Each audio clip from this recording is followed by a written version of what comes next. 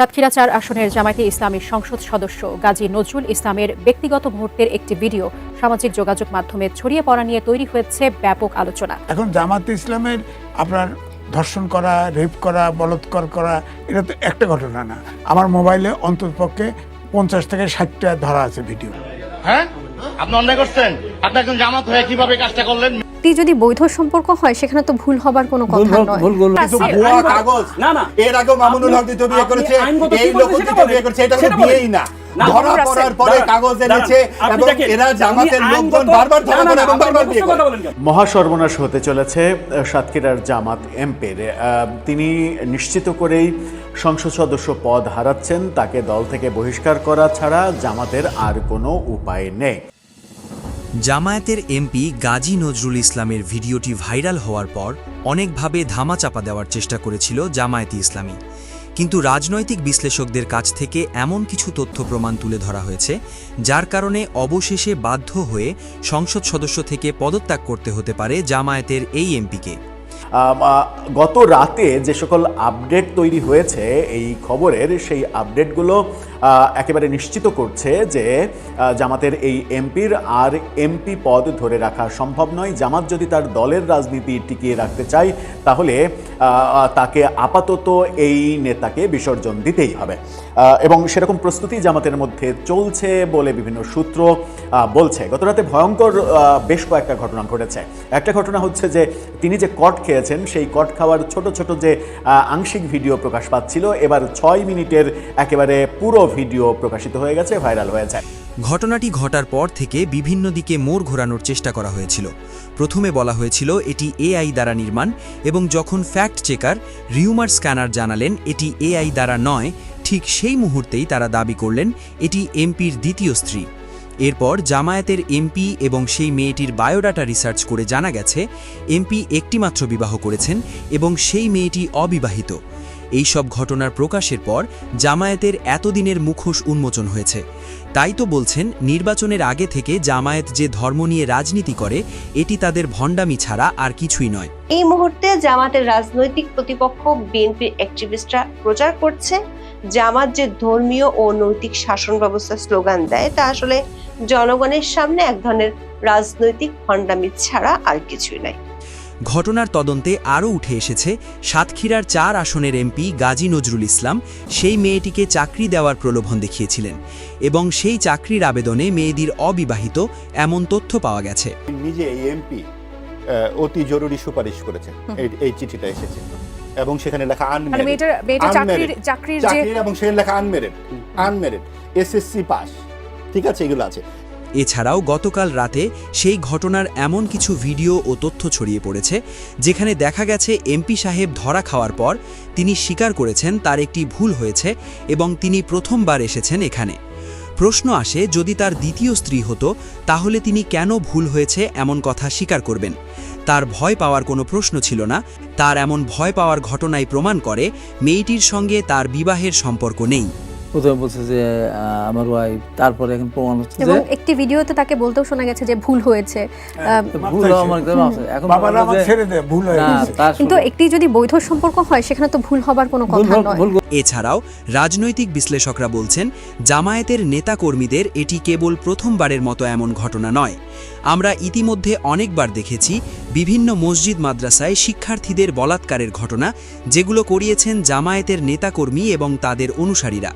তাহলে সরকার কেন এসব জানার পরও তাদের বিচারের মুখোমুখি করছে না?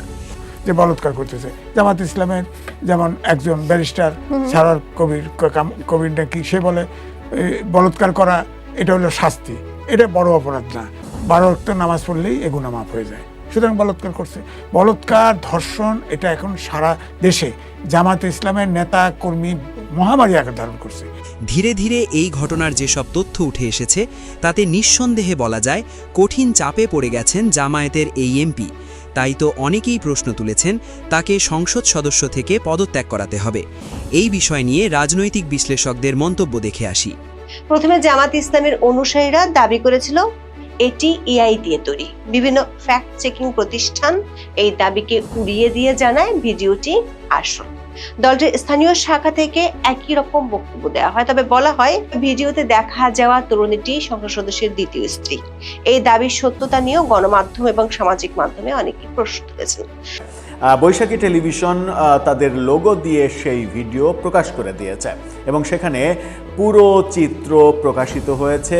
তার দেহ, তার ব্যাগ সমস্ত কিছু তল্লাশি করা হয়েছে এবং তিনি বারবার ক্ষমা চেয়েছেন, তিনি সমঝোতা করতে চেয়েছেন টাকা দিয়ে। ব্যাপারগুলো একেবারে পরিষ্কার হয়েছে এবং ওই নারী মরিয়ম সে যে তার স্ত্রী না সেটাও প্রমাণিত হয়েছে এবং সেই নারী, তার বয়স মানে নারী বলা যায় না, কিশোরী, তার বয়স 13-14 বছর। এই বক্তব্যটা ওই ভিডিওতে, প্রকাশিত ভিডিওতে অনেকবার এসেছে।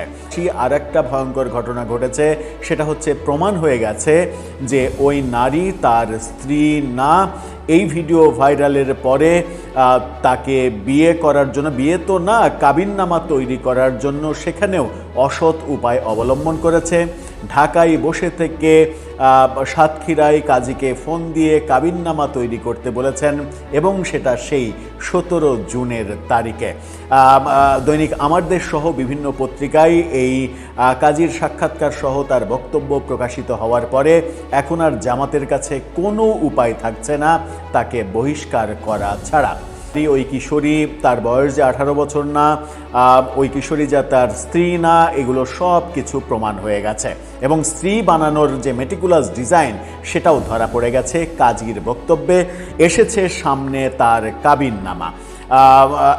এই ব্যাপারগুলো এবং এই ব্যাপারগুলো আমার দেশে যে খবর প্রকাশিত হয়েছে সেই খবরের ফটোকার্ড ব্যবহার করে আবার ছাত্রদলের সভাপতি রাকিব, তিনি ফেসবুকে একটা পোস্ট দিয়েছেন।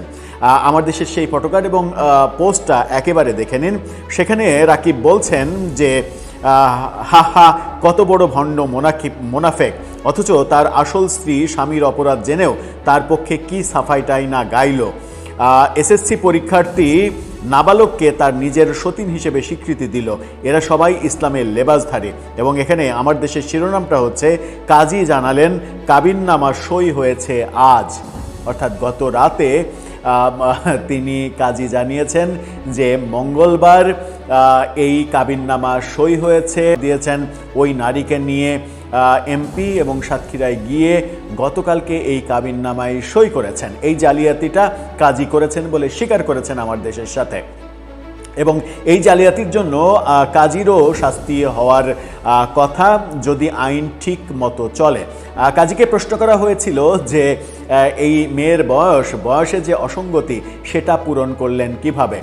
তিনি বলেছেন যে মেয়ের বাবা নিজে ফোন দিয়ে সম্মতি জানিয়েছে এবং বয়স যেভাবে আমাকে লিখতে বলেছে সেভাবেই আমি লিখেছি এবং কাবিননামা তিনি তৈরি করেছেন মানে 17 জুন এই তারিখ দিয়ে। এবং তিনি সবথেকে গুরুত্বপূর্ণ ব্যাপার হচ্ছে, তিনি বলেছেন তাদের বিয়ে কোথায় হয়েছে তিনি জানেন না, ফোনে তাকে বলে বাধ্য করা হয়েছে। এমপি সাহেব নিজে ফোন দিয়েছেন, ফোন দিয়ে 17 জুন তারিখে কাবিননামা রেডি করতে বলেছেন। আমি রেডি করেছি আজকে, অর্থাৎ গতকালকে তারা সাতক্ষীরাতে এসে সেই কাবিননামায় সই করেছে।